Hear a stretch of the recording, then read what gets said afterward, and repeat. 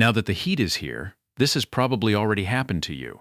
You walk out to the pool one morning, and the water that was crystal clear yesterday is cloudy today, or straight up green. And then the panic sets in. Off to the pool store for shock, algicide, clarifier, a whole cart of expensive bottles, and an afternoon wrecking your back with the brush trying to bring it back. It costs money, it costs time, and the worst part is that 2 weeks later it happens all over again. That's the mistake almost everybody makes, and it has nothing to do with which products you buy. It has to do with when you act. In Japan, they don't wait for the water to go bad before they fix it. The logic runs the other way. Maintain, don't rescue. Prevent with small, consistent habits instead of fixing disasters with expensive products. And applied to a pool, that shift in mindset is the difference between spending $50 a month on rescues and spending $5 a month on upkeep. It all starts with one single idea, the idea that holds up the rest of this video. Green water isn't a chlorine problem, it's a conditions problem. Most people think a crystal clear pool is about dumping in lots of chlorine, so when the water turns, they add more and more. But here's the detail almost nobody knows. You can have plenty of chlorine in the water and have that chlorine working at a fraction of its power or nearly switched off because of other factors you aren't even looking at. Chlorine isn't an on-off switch. It only works well within a very specific set of conditions.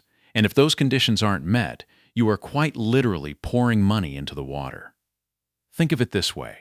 Rescuing a green pool can run you $30, $40, $50 in a single weekend between shock, algicide, and clarifier, and on top of that, the water sits stressed and cloudy for days. Keeping it so it never reaches that point costs a few dollars a month.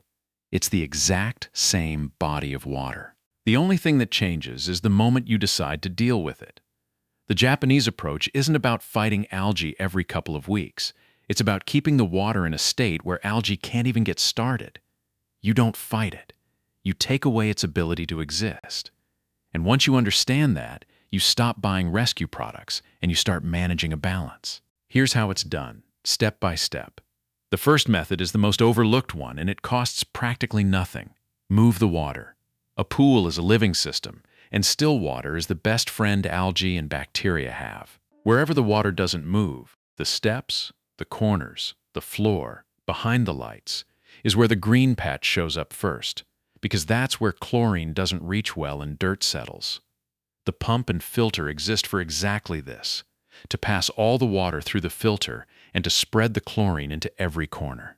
The simple rule is that the pump should move your pool's entire volume at least once a day, and that usually means several hours of running time, ideally during the day, when the sun is strongest and the water gets dirtiest. The mistake almost everyone makes here is running the pump too little to save on electricity, or never emptying the skimmer basket and the pump basket. If those baskets are packed with leaves, the water stops circulating properly, even with the pump running, and you get dead zones without realizing it. Emptying the baskets is free, and it's about the highest return thing you can do. And here's a circulation trick that costs nothing. Aim your return jets, the fittings where clean water flows back into the pool, slightly downward and all in the same direction, so the water turns through the whole pool like a slow whirlpool and never leaves a spot sitting still.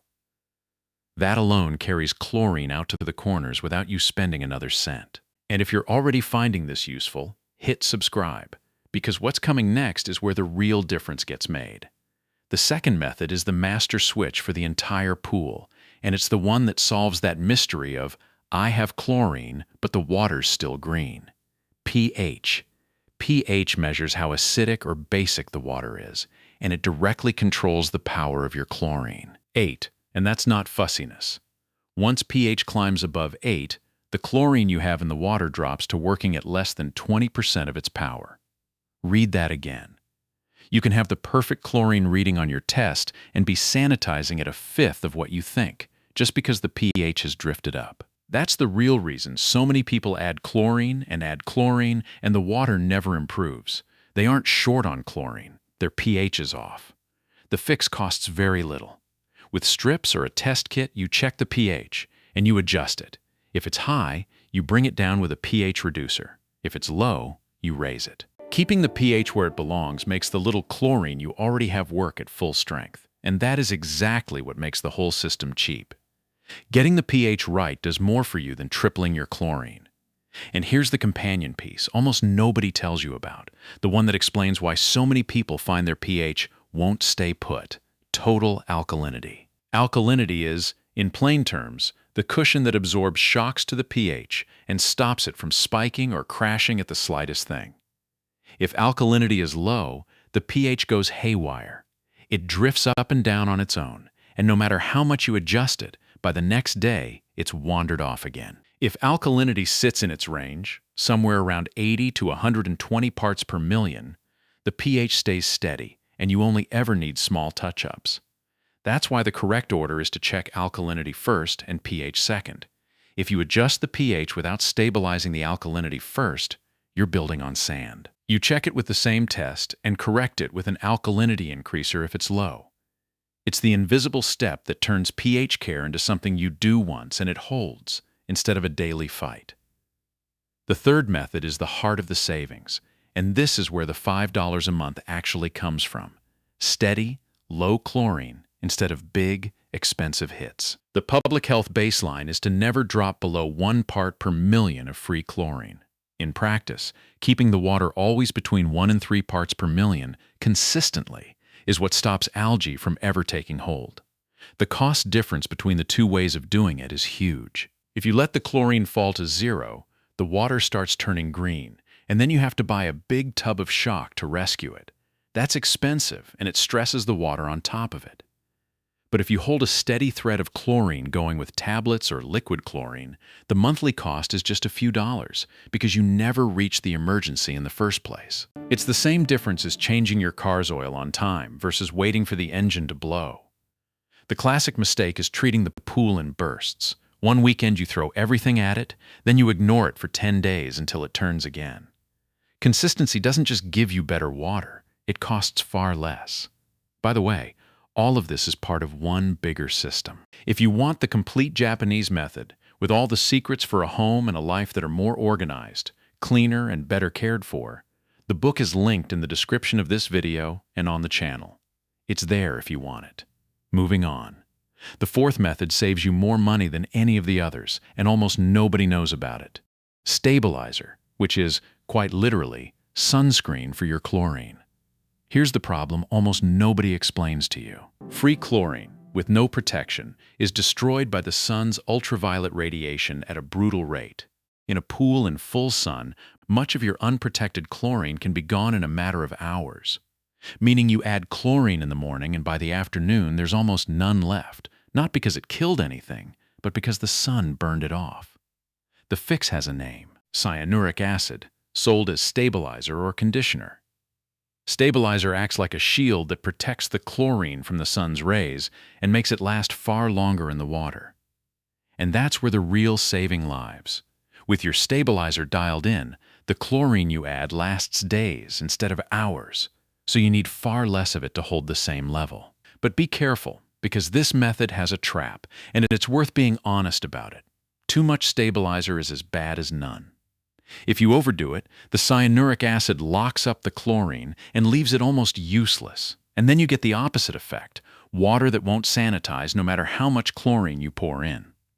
The sweet spot is usually somewhere around 30 to 50 parts per million. You check it with a test, you set it once, and from then on your chlorine works twice or 3 times as hard.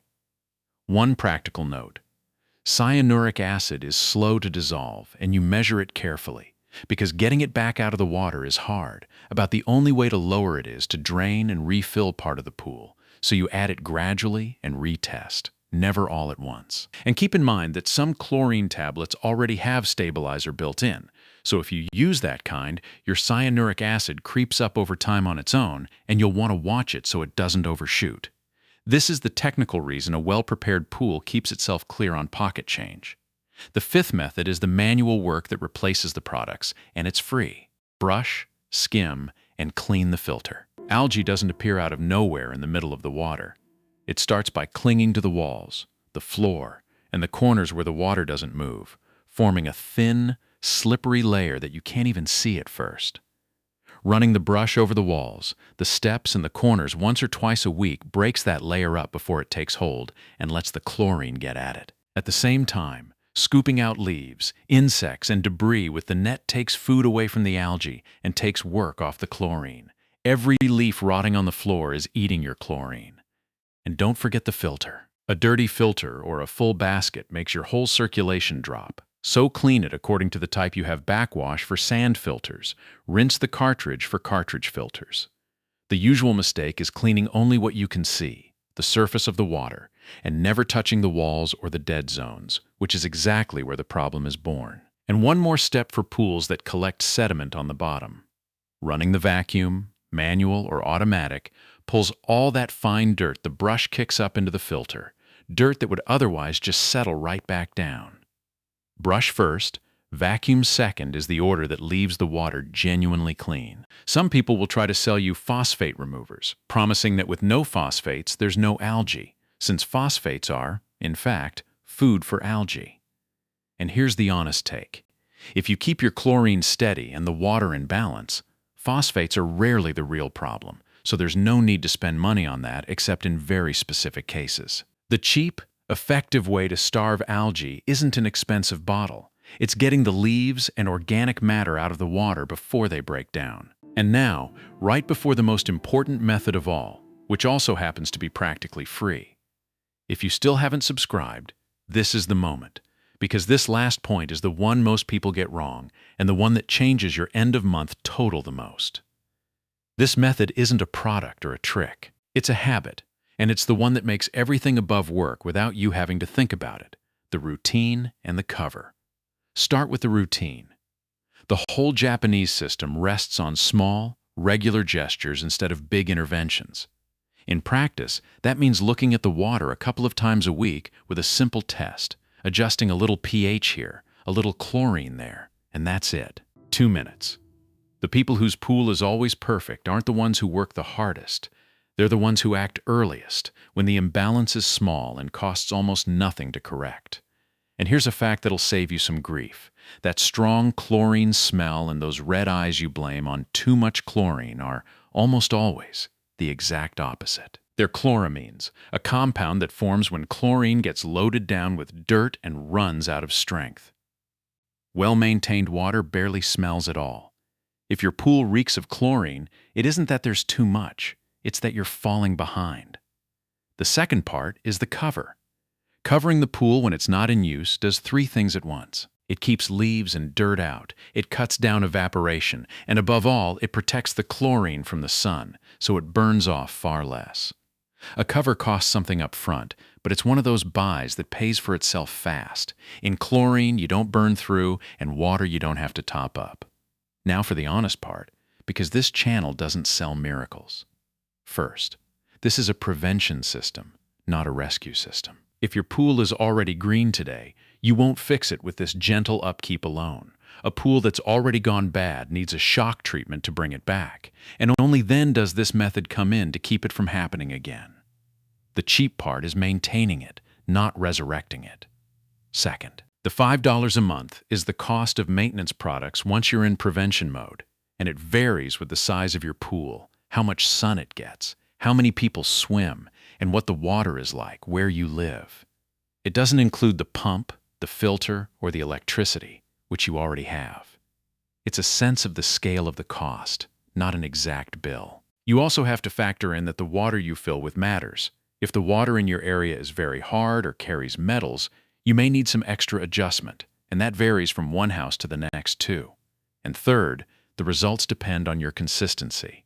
Do this for 1 month and abandon it the next, and the water will remind you. It's the whole set, repeated, that keeps the water crystal clear. And now comes the most important part of the video, the safety part, and with pool products you have to take it very seriously. Pool chemicals send thousands of people to the emergency room every year. In the United States alone, around 13,500 a year in the recent figures, and most of those accidents happen at homes and are completely preventable. So burn these rules in and don't break them. The first and most important, never mix products with each other. Don't mix chlorine with pH reducer or with any acid, because that mixture releases chlorine gas, which is toxic and can put you in the hospital in seconds. Don't mix different types of chlorine with each other either.